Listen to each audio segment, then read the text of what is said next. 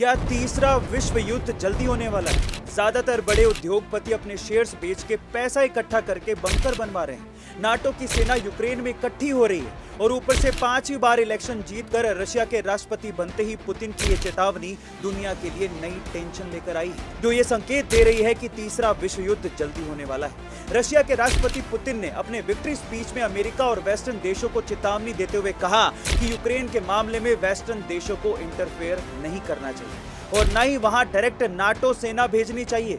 अभी भी यूक्रेन में कुछ नाटो सैनिक तैनात हैं और हम इससे निपटने के लिए तैयार हैं। ऐसा कहा जा रहा है कि कुछ दिनों पहले फ्रांस के राष्ट्रपति मैक्रोन ने वेस्टर्न देशों को रशिया के खिलाफ जंग लड़ने के लिए तैयार रहने को कहा था और इसी के जवाब में पुतिन ने ये चेतावनी दी है। पर सवाल यह है कि वेस्टर्न देश और रशिया की इस लड़ाई में कहीं पूरी दुनिया तीसरे महायुद्ध में पिस ना जाए। आपका इसके बारे में क्या ख्याल है? कमेंट सेक्शन में जरूर लिखिए। आज हम जानेंगे कलिंगा और पुरी जैसी ऐतिहासिक भूमि ओडिशा के बारे में, जो कि पश्चिम में छत्तीसगढ़, दक्षिण में आंध्र प्रदेश, उत्तर में झारखंड और वेस्ट बंगाल और पूर्व से बंगाल की खाड़ी से घिरा हुआ है। यहाँ की राजकीय भाषा उड़िया, राजकीय पशु हिरन, राजकीय पेड़ पीपल और राजकीय फूल अशोका है। ओडिशा मैंगनीज प्रोड्यूस करने के मामले में देश का पहला राज्य है। वहीं 59 लाख टन सोने का भंडार मिलने से ओडिशा और भी ज्यादा चर्चा में है। इतना ही नहीं, देश का एकमात्र इंटरनेशनल हॉकी स्टेडियम भी ओडिशा में ही है।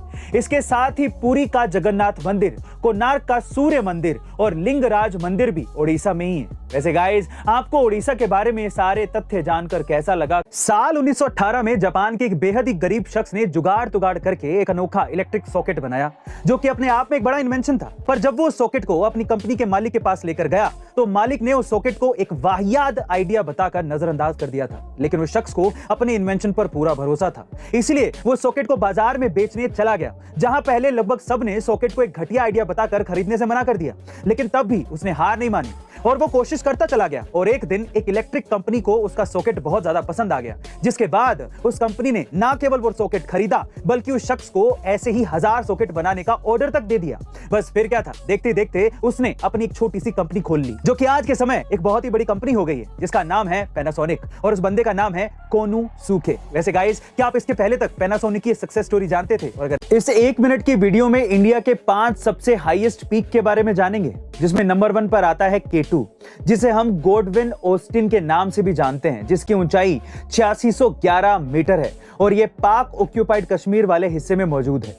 नंबर 2 पर है कंचनजंगा, जो कि सिक्किम में नेपाल इंडिया बॉर्डर पर स्थित है और इसकी ऊंचाई 8586 मीटर है। नंबर 3 पर है नंदा देवी, जिसकी ऊंचाई है 7816 मीटर और यह उत्तराखंड में स्थित है। नंबर 4 पर है कामेट पीक, जो कि उत्तराखंड में ही स्थित है, लेकिन इसकी ऊंचाई 7756 मीटर है। नंबर 5 पर है साल्टोरो कानगरी, जो कि लद्दाख में स्थित है और इसकी ऊंचाई 7742 मीटर है। तो गाइस, ये थे इंडिया के 5 सबसे हाईएस्ट पीक। इसके अलावा अब आपको ये बताना है कि दुनिया की सबसे हाईएस्ट पीक कौन सी है। कमेंट सेक्शन में लिखना मत भूलिएगा। भगवान शिव का एक ऐसा मंत्र जो आपके अंदर से हर तरह के डर को खत्म कर देगा, आपको अकाल मृत्यु से बचाएगा और जिन्हें पुत्र की प्राप्ति नहीं हो रही है उनका ये काम भी बना देगा। वैसे तो इस मंत्र का उपयोग कई लोग करते हैं, लेकिन उच्चारण करने का सही तरीका पता ना होने की वजह से उनको उचित फल नहीं मिल पाता। तो चलिए इसका सही उच्चारण, उपयोग और अर्थ समझते हैं। भगवान शिव के इस मंत्र का नाम है महामृत्युंजय मंत्र, जो कुछ इस प्रकार से है। ओम त्रयंबकम यजामहे सुगंधिम पुष्टिवर्धनम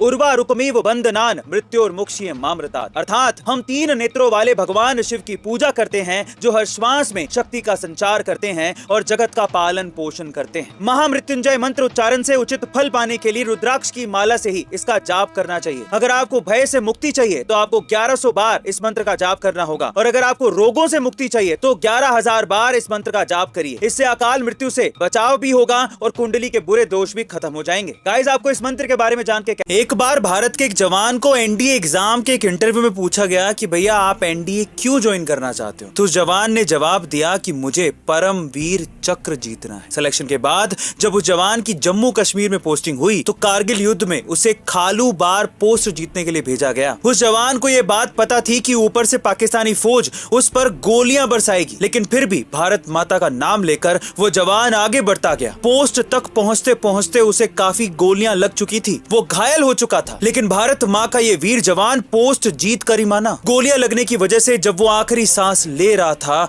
तब भी उसकी जुबान पर सिर्फ एक ही शब्द था, छोड़ना नहीं। गाइस, उस वीर जवान का नाम है शहीद कैप्टन मनोज कुमार पांडे, जो 22 साल की उम्र में ये कहकर आर्मी में शामिल हुए थे कि उन्हें परमवीर चक्र जीतना है, और उनकी शहीदी के बाद उन्हें मरणोपरांत परमवीर चक्र से सम्मानित किया गया था। नमन है ऐसे वीर शहीद को।